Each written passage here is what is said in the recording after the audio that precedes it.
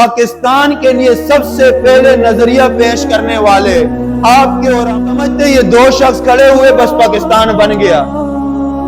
حضرت تھانوی صاحب رحمت اللہ تعالی علیہ، انہوں نے بھی اسی فتوے پر عمل کرتے ہوئے اس پاکستان کے لیے انہوں نے اپنی ہر چیز قربان کی۔ بہار پاکستان کے خلاف ہر سال پچھلے سال سے زیادہ غریب عوام مہنگائی کی چکی میں پس رہی ہے، ہر سال پچھلے سال سے زیادہ مظلوم اور ظلم کا شکار ہو۔ العرب والعجم حضرت مفتی تقی عثمانی صاحب خود وہاں موجود اور خود پرچم کشائی کی، لیکن اس کے باوجود وہاں کیک نہیں کٹا۔ نمازوں سے کافروں کو کوئی سروکار نہیں ہے، کہتے پڑھو، ہم بھی مسجدیں اپنے علاقوں میں اپنے ملکوں میں بنا کے دیتے، یہاں پر روڈوں پہ کل کے دن کتنے ناچ رہے تھے، کتنوں نے ایسے موٹر سائیکلوں کو سلنسر نکال کے گھوم رہے تھے، لوگوں کو تکلیف۔ اور کل کے دن آپ جناح اسپتال کے ایمرجنسی وارڈ میں چلے جاؤ، کل کے دن جتنے کیس ایکسیڈنٹ کے آتے ہیں کسی دن اتنے نہیں آتے، لیکن ایسی جگہ پر نکال دینا جہاں پر وہ بدماش، وہ لوفر، وہ لفنگے آئے ہوتے ہیں جس سے ہماری اپنی فیملی کی عزت پامال ہو جاتی ہے۔ اور آپ صلی اللہ علیہ وسلم نے جب مکہ فتح کیا تو مکہ فتح کرنے کے وقت جب داخل ہوئے مکہ میں، اور مکہ فتح کرنے کے بعد پیغمبر علیہ السلام اونٹنی پر ہیں، اور اونٹنی پر آپ صلی اللہ علیہ وسلم بالکل عاجزی سے، آپ کی گردن جھکی ہوئی اور سر مبارک جو ہے اونٹ کے کوہان سے لگا ہوا ہے، اونٹنی کے کوہان سے، اور اللہ کے نبی محمد مصطفیٰ صلی اللہ علیہ وسلم فخر نہیں کر رہے تھے، اس وقت بھی اللہ کی حمد و ثنا بیان کرتے ہوئے مکہ کے اندر داخل ہوئے، اور صحابہ کا ایک اعلان چل رہا تھا اس وقت کہ آج کا دن تو بدلے کا دن ہے، یہ اعلان کرتے ہوئے مکہ میں داخل ہو رہے ہیں کہ جیسے انہوں نے ہمیں نکالا تھا، جیسے انہوں نے ہم پر ظلم کیا تھا، جیسے ان کافروں نے ہمیں تکالیف دی تھی، آج کا دن تو بدلے کا دن ہے، ہم ان کی اینٹ سے اینٹ بجا دیں گے۔ جب پیغمبر علیہ السلام نے یہ سنا تو پیغمبر علیہ السلام نے کیا کہا؟ آج کا دن بدلے کا دن نہیں ہے، آج کا دن تو معاف کرنے کا دن ہے، آج کا دن رحم کرنے کا دن ہے، اور جو ہمارے مقابلے میں نہیں آئے گا اسے امان ہے۔ امان کا مطلب یہ ہے کہ ہم اسے امن کے ساتھ کچھ بھی تکلیف نہیں دیں گے، وہ یہاں رہ سکتا ہے۔ جیسے آج پاکستان کے اندر کفار کو ہم نے امان دیا ہوا ہے، یعنی ان کی جان، مال اور عزت، آبرو، وہ ہر مسلمان کے ملک پاکستان کی حکومت کے ذمہ ہے۔ امان اسے کہتے ہیں۔ یہ پاکستانی عوام کے مسلمانوں کے ذمہ ہے کہ ان کے مالوں کی بھی حفاظت کی جائے، ان کی جان کی بھی حفاظت کی جائے، ان کی عزت کی بھی، اس وقت تک جب تک کہ یہ ہمارے مسلمانوں کے مقابلے میں نہ آ جائے۔ تو خود سوچئے کہ پیغمبر علیہ السلام نے فتح مکہ کے وقت ہمیں یہ درس دیا،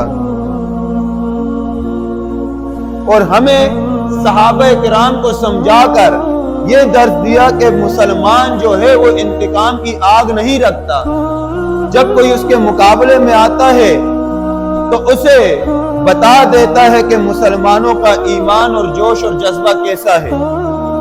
لیکن آج ہمارا ایمان، ہمارا جوش اور جذبہ کس حد تک محدود رہ گیا کہ ہم 20، 25، 50 لوگ جمع ہو جائیں، ہم کیک کاٹیں، گویا کہ سالگرہ منائی جا رہی ہے۔ ہم دیکھیں تو صحیح کہ یار پچھلے سال سالگرہ اس وقت منائیں کہ پچھلے سال جو ہمارے پاکستان کے حالات تھے اس سال اس سے اچھے ہو گئے، چلو اس کی ایک خوشی مناتے ہیں، سمجھ آتی ہے کہ پچھلے سال جو حالات تھے، جو مسلمان پستی کی طرف تھے، جو مظلوم ظلم کا شکار بنے ہوئے تھے، جو غریب عوام اس مہنگائی کی چکی میں پس رہی تھی، اس سال وہ ان سب چیزوں سے بچ گئی، چلو ایک خوشی مناتے ہیں، ایک الگ بات ہے، یہ سال اچھا ہوگا۔ لیکن میں نظر دوڑاتا ہوں کہ ہر سال پچھلے سال سے زیادہ تباہ کن ہے، اور ہر سال پچھلے سال سے زیادہ مہنگا ہوتا جا رہا ہے. ہر سال پچھلے سال سے زیادہ غریب عوام مہنگائی کی چکی میں پس رہی ہے. ہر سال پچھلے سال سے زیادہ مظلوم اور ظلم کا شکار ہو رہا ہے. ہر سال پچھلے سال سے زیادہ دین کا اور بھی انہوں نے دھجیاں اڑا دی ہیں. ہر سال پچھلے سال سے زیادہ ملک پاکستان اور تباہ ہو رہا ہے. کیا ہم اس تباہی کی خوشی منا رہے ہیں؟ اللہ اکبر کبیرہ. ہم یہاں خوشیاں منا رہے ہیں اس تباہی کی، اور ملک دشمن وہ ہمارے ملک کو اور تباہ کرتے جا رہے ہیں. لیکن دشمن صرف وہ نہیں ہے ہمارے مقابلے میں آ کے سامنے کھڑا ہو جائے اور ہمارے سامنے ہتھیار تان کے کھڑا ہو جائے. صرف وہ دشمن نہیں ہمارے ملک کا، چاہے وہ انڈیا ہے، امریکہ ہے، کوئی بھی ملک ہے، وہ صرف ہمارے ملک کا دشمن نہیں ہے کہ ہتھیار جو اس ملک میں کسی بھی عہدے پر آ کر اس عہدے کو اپنے مفاد کے لیے استعمال کرتا ہے، ملک پاکستان کے مفاد کے لیے نہیں استعمال کرتا، وہ بھی ہمارے ملک کا دشمن ہے. آج دیکھیں غریب اور غریب ہوتا جا رہا ہے، امیر اور امیر ہوتا جا رہا ہے. کیوں؟ وہ عوام کی خدمت کے لیے نہیں بیٹھا عہدے پر، وہ تو اپنی خدمت کے لیے بیٹھا ہے. اور ہم اس کی ترقی پر، اس کے بڑھنے پر، اس کے مال جائیداد کے زیادہ ہونے پر ہم کے کاٹ رہے ہیں. اللہ اکبر کبیرہ. ہمارے بچے باہر نکل کر باجے بجا رہے ہیں. رب کعبہ کی قسم، میں نے کل کے دن جتنوں سے سنا، بڑی عمر والے مست نوجوان یا مست بچوں کی بات نہیں کر رہا ہوں، جو سلجھے ہوئے بڑی عمر والے تھے، سب بیچاروں نے یہی گلہ کیا کہ یقین مانے آج کے دن تو ہم سو بھی نہیں سکے. آج کے دن ہمارا بلڈ پریشر بہت ہائی ہو چکا ہے. آج ہمارے سر میں درد ہے. جس کو دیکھو اس بیچارے نے یہی گلہ کیا ہے. وجہ پوچھی، وجہ کیا ہے؟ یہ باجے. پتہ نہیں ہم کہاں جا رہے ہیں. پھر ہم بولتے ہیں کہ یار صرف حکمران تو خود بھی ہمیں تباہ کریں گے. ہماری توجہ کس طرف ہونی چاہیے تھی، ہم نے کس طرف توجہ کی ہوئی ہے. باہر روڈوں پہ کل کے دن کتنے ناچ رہے تھے، کتنوں نے ایسے موٹر سائیکلوں کو سلنسر نکال کے گھوم رہے تھے، لوگوں کو تکلیف. اور کل کے دن آپ جناح اسپتال کے ایمرجنسی وارڈ میں چلے جاؤ، کل کے دن جتنے کیس ایکسیڈنٹ کے آتے ہیں کسی دن اتنے نہیں آتے. کیوں؟ نوجوانوں نے کیا کیا ہوتا ہے؟ مستی کے اندر، نشے کے اندر، نشے میں بالکل دھت ہوتے، انہیں نہیں سمجھ آ رہی ہوتی، اس طرح چلا رہے ہوتے. کل میں ہی اپنی فیملی کو چھوڑ کے آ رہا تھا اسپتال چرنگی، ایک کو تو میں نے اڑا دیا. یقین مانے کس طرح میں گلی سے بھی آرام سے جا رہا ہوں، وہ اتنی سپیڈ میں ایک دم آئے میرے آگے. اللہ اکبر. کبھی میں نے بولا بھائی کدھر کوئی چوری کر کے جا رہے ہو یا کوئی چور آپ سے چوری کر کے جا رہے؟ اور وہ لگ رہا نشے میں تھا. وہ ایسے گرا، واپس اٹھا، بولے ہمیں نہیں لگتی ہے، یہ بول کے چلا گیا. میں بولا آپ کو تو نہیں لگتی، ہمیں تو لگتی ہے بھائی. نشوں کی حالت میں آپ دیکھو روڈ پہ. پھر بعض ایسے بے وقوف پاگل پن کا مظاہرہ کرتے ہیں، اس دن کے اندر اپنی فیملی کو نکال دیتے ہیں. اللہ اکبر کبیرہ. وہ کہتے ہیں نور علی نور، یہ ظلم علی ظلم. ایسے دنوں کے اندر اپنی فیملی نکالنا، چاہے وہ پکنک کی جگہ ہو یا کہیں گھومنے کی جگہ ہو، اپنے علاقوں میں یا اپنے رشتہ داروں کے گھر جہاں پر زیادہ رشیں نہیں ہوتی، یعنی کہ پارک وغیرہ ہو گئے جیسے، اور گھومنے کی جگہ ہو گئی، ان کے علاوہ کہیں جا رہے وہ الگ بات ہے. لیکن ایسی جگہ پر نکال دینا جہاں پر وہ بدماش، وہ لوفر، وہ لفنگے آئے ہوتے ہیں، جس سے ہماری اپنی فیملی کی عزت پامال ہو جاتی ہے. ایسے دن کے لیے تو بالکل بندہ بائیکاٹ رکھے، کوئی پارک وغیرہ میں نہیں جانا. پر ہم نے ایک عجیب نظریہ بنا دیے. اچھا پاکستان بنا تھا دو نظریاتی بنیاد پر، ہندو اور مسلم، مگر ہم نے اس مسلم نظریے کو کسی اور طرف لے گئے. بہرحال بات کہیں اور چلی جائے گی. اللہ اکبر کبیر. اللہ آسانی فرمائے. دیکھیں کہ ایک ہے دشمن ہمارا باہر کا، ایک ہمارے اپنے ہی ہمارے دشمن ہیں، ہمارا ملک تباہ ہو رہا ہے، اور اس تباہی کا نتیجہ کیا ہے، وجہ کیا ہے؟ اس تباہی کی وجہ سب سے بڑی یہ ہے کہ ہمارا ملک اسلام کی بنیاد پر بنا تھا، دین کی بنیاد پر بنا تھا، کلمے کی بنیاد پر بنا تھا، لیکن یہاں یہ تینوں چیزیں نہیں ہیں۔ میں نے پچھلے جمعے بھی بتایا تھا، آپ کی نمازوں سے کافروں کو کوئی سروکار نہیں ہے، کہتے پڑھو، ہم بھی مسجدیں اپنے علاقوں میں اپنے ملکوں میں بنا کے دیتے، یہاں پڑھو، آپ کے روزوں سے آپ کے نفلوں سے کوئی سروکار نہیں ہے۔ میں نے بتایا تھا سروکار ہے کہ آپ کی عدالتوں میں اسلامی قوانین نافذ نہ ہو، ان کو صرف یہ تکلیف ہے۔ تو میں بات یہ کر رہا تھا اسلامی قانون نافذ ہونا تو دور کی بات، اس ملک پاکستان میں ناراض نہیں ہونا، میں بھی حب الوطن من الایمان، وطن سے محبت کرنا ایمان کا حصہ، ایمان کا تقاضا ہے۔ میں بھی اللہ کا شکر ہے اپنے ملک عزیز پاکستان سے محبت رکھتا ہوں۔ ان باتوں سے یہ نہ لے لیں نقل کفر کفر نہ باشد، صحیح ہے، ان باتوں سے یہ نہ لینا کہ امام صاحب یار پاکستان کے خلاف ہے۔ کل میں نے بھی بیج لگایا ہوا تھا، میں بھی خوش ہوا تھا، الحمدللہ کل 8 بجے سے 10:30 بجے تک الحمدللہ ہم خود کراچی دارالعلوم میں تھے، اور وہاں پر جو تقریب تھی، بچے پریڈ کر رہے ہیں، فوج کی وردی لگائی ہوئی، صحیح ہے، نیوی کی وردی لگائی ہوئی، اور اکابرین ماشاءاللہ حضرت مفتی تقی عثمانی صاحب دامت برکاتہم العالیہ نے واضح نشریتیں کی ہیں اس ملک پاکستان کے لیے۔ ہم خود وہاں تھے، پرچم کشائی ہوئی ہے، ہم خود وہاں تھے۔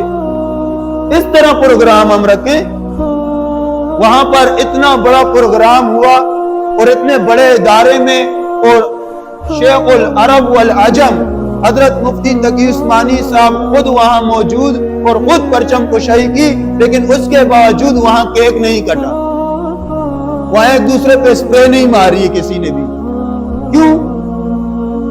ان کی عقل سلیم ہے، وہاں پر سپرے نہیں ماری، وہاں ڈول نہیں بجے، وہاں اتنی عوام تھی، بچے بھی تھے بڑے بھی تھے، ایک بھی شخص باجا لے کر نہیں آیا ہوا تھا، نہ ایک بچہ باجا لے کر آیا ہوا تھا۔ یہ ہے استحکام پاکستان۔ یہ استحکام پاکستان نہیں ہے کہ باہر گلیوں میں ہم لوگوں کو تکلیف دیں، پاکستان زندہ باد۔ اس سے تو پاکستان اور پستی کی طرف جائے گا۔ بہرحال میں بتا رہا تھا کہ ہم خود بھی محب وطن ہیں، ہم خود چاہتے ہیں کہ ہمارا یہ ملک دن دگنا رات چگنا ترقی کرے، اور الحمدللہ جب شیخ الہند رحمت اللہ علیہ نے فتویٰ دیا تھا تو اس کے بعد یہ ساری سرگرمیاں شروع ہوئی تھی، جب جا کے پاکستان وجود میں آیا ہے۔ ہم سمجھتے ہیں کہ صرف ایک قائد اعظم رحمت اللہ علیہ یا تو علامہ اقبال رحمت اللہ علیہ انہوں نے بس نظریہ پیش کیا، پاکستان بن گیا۔ پاکستان کے لیے سب سے پہلے نظریہ پیش کرنے والے آپ کے اور ہمارے علماء دیوبند تھے۔ شیخ الہند رحمت اللہ علیہ نے فتویٰ دیا تھا کانگریس کے خلاف بغاوت کا کہ ہم اپنا ایک ادارہ، اپنا ایک ملک بنائیں گے۔ پھر اس کے بعد جا کے سرگرمیاں شروع ہوئی، تاریخیں چلی، ایک تاریخ بیچنے، تاریخ ریشمی رومال کے نام سے۔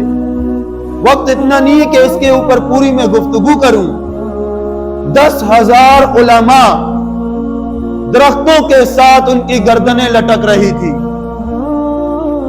ہم سمجھتے یہ 2 شخص کھڑے ہوئے بس پاکستان بن گیا، نہیں، یہ نظریہ پیش کرنے والے آپ کے اور ہمارے اکابر علماء تھے۔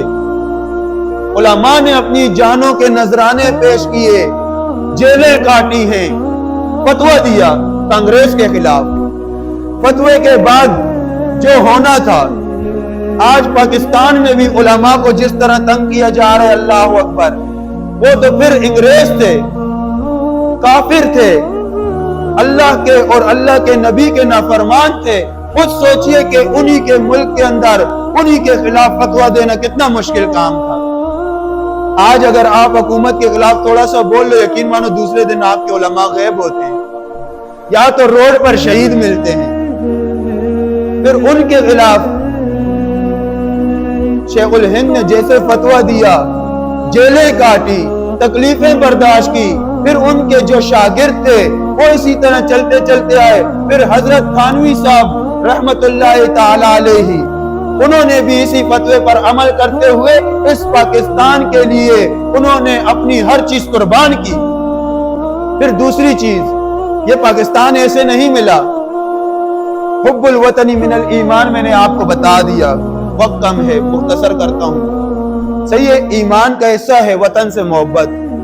آپ صلی اللہ علیہ وسلم کو لا اقسم بہذا البلد وانت حل بہذا البلد، صحیح ہے، اللہ رب العزت کے نبی صلی اللہ علیہ وسلم کو جب ورقہ بن نوفل، یہ یہودیوں کا بڑا عالم تھا اور حضرت خدیجہ رضی اللہ تعالی عنہ کا اہل قرابت میں سے تھا، جب آپ صلی اللہ علیہ وسلم کو نبوت ملی، لمبا واقعہ ہے، آپ صلی اللہ علیہ وسلم جب ورقہ بن نوفل کے پاس گئے تو ورقہ بن نوفل نے کہا کہ عنقریب اللہ رب العزت آپ کو نبوت سے نوازنے والا ہے، اور جب آپ نبی بنیں گے تو آپ کے ساتھ کیا ہوگا کہ آپ کے اپنے ہی لوگ آپ کے مخالف ہو جائیں گے، صحیح ہے، اور آپ کے اپنے ہی لوگ آپ کو تکلیف دیں گے۔ پھر تیسری بات اس نے یہ کی کہ وہ وقت آئے گا کہ آپ کے اپنے ہی لوگ آپ ہی کے وطن سے، آپ ہی کی ارض سے، آپ ہی کی زمین سے آپ کو قبیلے بدر کر دیں گے اور ملک سے نکال دیں گے۔